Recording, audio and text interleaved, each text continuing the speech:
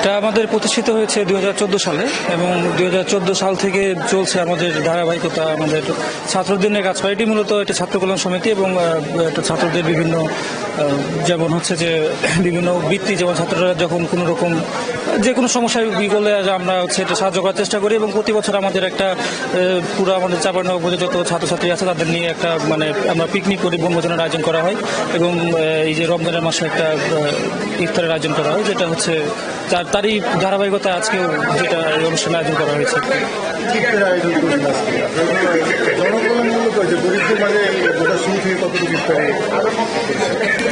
আসলে এটা তো আমাদের স্টুডেন্ট ওয়েলফেয়ার অর্গানাইজেশন। এখানে তো আমাদের ডোনার যারা থাকেন ওনারা আমাদের যতটুকু আমরা করে আমরা ততটুকুই করার চেষ্টা করি।